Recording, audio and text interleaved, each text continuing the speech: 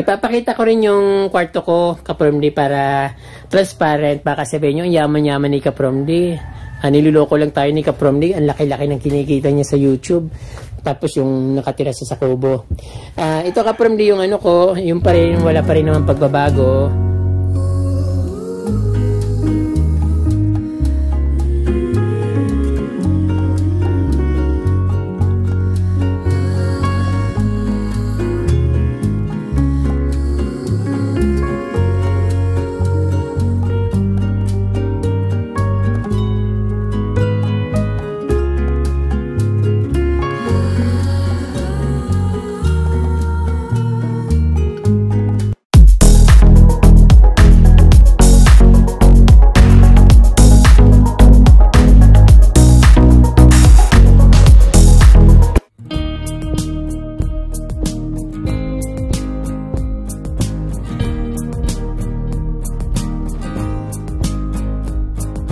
Magandang araw sa inyo mga Kapromdi.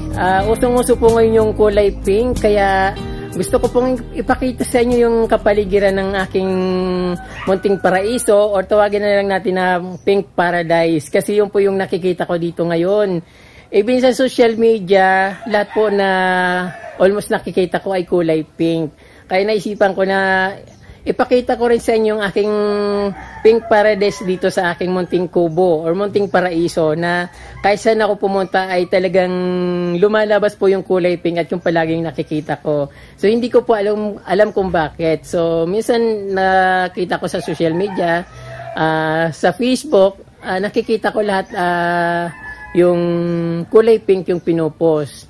So makikiuso na rin ako kasi napakaganda naman talaga po ng kulay pink.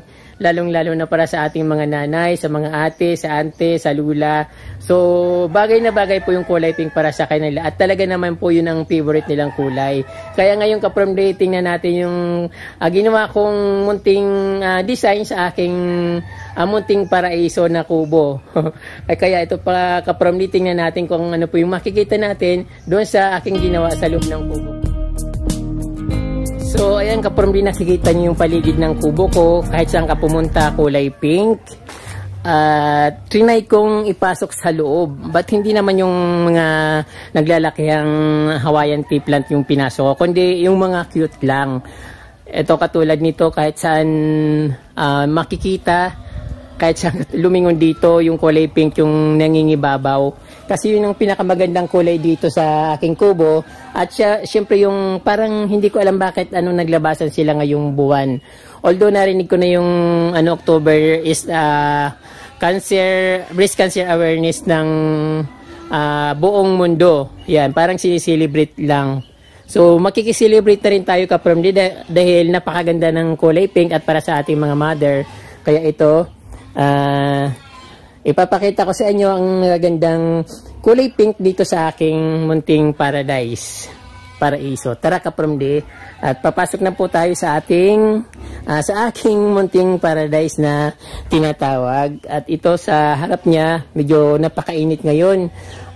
Tanghali na talaga ako nagkuha ng video kasi madilim dito, palaging maulan.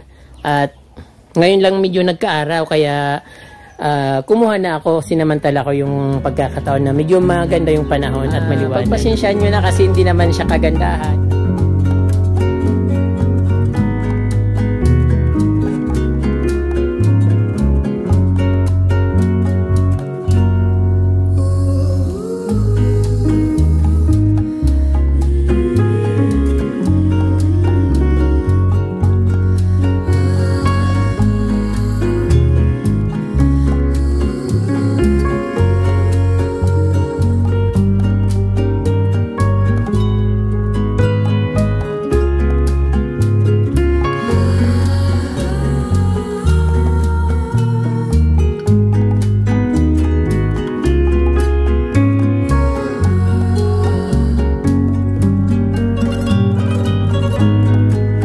Ito, Kapromdi, isang bigonya na kulay pink. Hindi pa ito katagalan na tinanim ko dito sa paso. Sa itim na paso din nilagay ko sa puting paso. Itim na plastic pala yung nilagyan ko, tapos nilagay ko sa puting paso para mas magandang tingnan at mas malinis. So, ayan. So, dito naman po ka-from D, sa, ano ba yun, parang nani-review sa ginagawa ko. Parang hindi pa ako nasarin, tagal-tagal ko na nagbibideo pa, pero kinakabahan ako. So, dito ka-from D sa akin lamisa, wala naman ibang mailagay dito, kundi yung halaman na kulay pink na bigonya rin, katulad nung pinakita ko kanina na kulay pink ang bigonya. Ito kasi ka-from D, napakaganda nito. At parang pag tiningnan mo parang pang rich, pero very ordinary halaman lang yung ka-from D at napakalutong niya, napakadaling masira. Ayan. So hindi naman po lahat kulay pink. Then ito isa rin bigonya na kulay dark green na pinasok ko galing sa labas. So actually binili ko to sa anong tawag doon? So yung maraming strawberry sa La Trinidad Benguet ng 50 pesos. So dalawa siyang binili ko, yung isa nabulok yung dahon pero sinilong ko siya doon sa medyo may mga puno para makarecover. Maganda rin yung kulay pink ay kulay green na ganito rin siya. Ayun. At syempre yung pinopropagate ko dito na nag-umaapaw na kasi pinutol ko na, sasayang ako na pumapasok dito sa loob, kaya kinuha ko na lang at dinilagay ko dito. So pag umugat itatanim ko sa punong kahoy. Ayan, golden photos po siya ka-from D. Then ito naman iba ito binigay po ito sa akin na yan naman taga-Ayala Alabang. So isa rin to sa binigay niya sa akin. Maliit lang to binigay niya sa akin kasi nakita ko maliit din yon. Parang kapiranggot lang yung tanim niya, tapos nagputol siya at ibinigay sa akin. Sabi niya maganda ito. Yun nga ka-from D, maganda rin siya kasi yung favorite ko na variegated white green na variegated, yan ang gusto ko. Tapos dito naman weeping fig tree. So mataas ito ka-from D, pero pinutol ko kasi hindi siya maganda, parang natutumba. Mas maganda kung puputulin para magkaroon ng maraming sanga at maging lush. So ayan.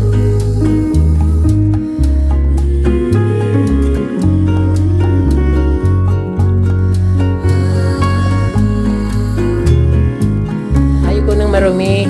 Gusto ko parang palaging bago kasi kahit papano, kahit dito ako nakatira sa Kubo, gusto ko i-maintain yung magandang kalinisan at yung malinis talaga gusto ko. Kaya lang ka-from D sa ilalim, tingnan nyo naman. Wala akong ibang lalagyan dito ng mga gamit, kundi dito sa ilalim ng lamisa. Kaya yan. Pero mga yung mga may paso, mga ginagawa ko yung mga baon ng niyog, nilalagay ko dyan sa plastic. Pero hindi naman siya mga basura ka-from D, so parang ginagawa ko siya libangan dito. Then ayan, may philodendron sa philodendron lime sa ilalim ng ng kinuko ng nakatapat siya sa inumin ko kasi pag tumulo siya diretso diyan sa philodendron. So hindi ko na siya kailangan diligan. Then dito naman sa gilid, siyempre yung lababo ko ka-from D, hindi naman mababago yan Although gusto ko naman siyang baguhin, gusto kong maging tiles kasi gusto ko siyempre malinis tingnan, kaya lang kin-afford. So minsan kinakabahan ako maglagay ng tubig dito kasi iniisip ko baka bigla na lang magiba dahil luma na siya, 3 years na, baka biglang maputol kasi marupok na. So ayun. At dito naman ka-from D yung philodendron na kulay pink na galing ni Manila. Ayan. Maganda rin siya. At siyempre pinapasok ko talaga siya dito matagal na. Kaya lang paminsan-minsan nilalabas ko kasi ayaw kong mamatay, sayang din naman. At yan lumalago na, alam ko nga parang may kumuha na silang pananim dito nung wala ako. Kasi nakita ko yung ate ko meron ng ganito. So isa naman siya kukuha ng ganito, siyempre dito rin. So ayun. At sa ilalim, yung gasol pinaligiran ko ng snake plant na magkakaiba silang lahi. Ito iba rin to. Tapos ito yung wheelpin, snake plant na wheelpin. Pero hindi siya masyadong lumalaki, hindi ko alam bakit ganyan. Kasi ito ibang lahi naman siya. Then ayun ka-from D yung kubo ko dito. At ipapakita ko rin yung kwarto ko ka-from D para transparent, baka sabihin nyo yaman-yaman ni ka-from D. niloloko lang tayo ni Kaprom D. Ang laki-laki ng kinikita niya sa YouTube. Tapos yung nakatira sa kubo. Ito Kaprom D, yung ano ko, yung pa rin, wala pa rin naman pagbabago. Ayun.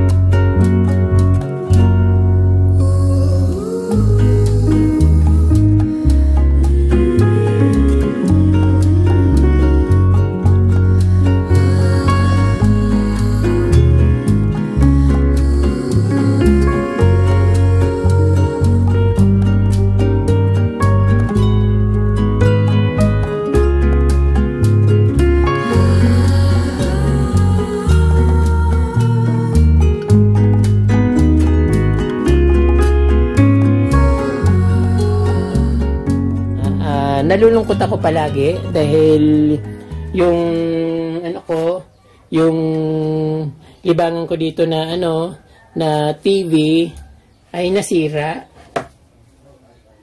Nasira na po siya. Hindi ko na siya mapanuuran.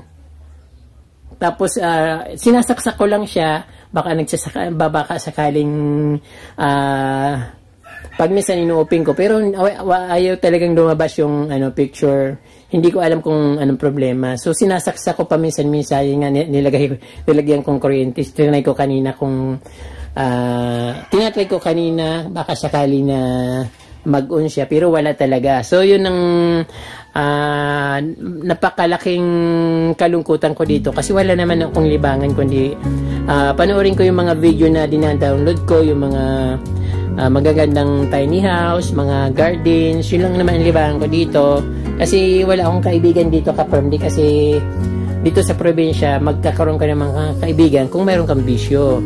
Kung lasinggo ka, so marami kang magiging kaibigan. Kaya lang ako, wala akong bisyo, hindi ako nagiinom. Kaya wala akong nakukuhang kaibigan. Hindi rin ako nakipagkismisan. Kaya wala rin akong mga kaibigan ng mga chismosa. Kaya dito lang ako sa kubo, maghapon, pagkatapos kong halaman, papasok na ako dito.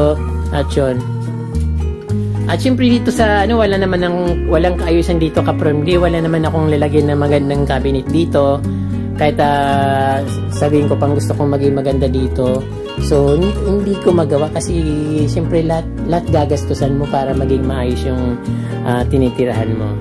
So, ayun po Kaprom D, hindi ko na masyadong pabayin yung pagdadaldal ko kasi minsan napapadaldal ako ng gusto at masakit sa ipainga, di ba? Yung kanta ko parang naisip ko ano ba yung napakadaldal ko. So, yun na po Kaprom D. So, ngayon po, after dito, ipapakita ko na po sa inyo yung labas at magaganda kong kulay pink na halaman. So, if you're watching Kaprom D, at sana magustuhan nyo po. Maraming pong salamat.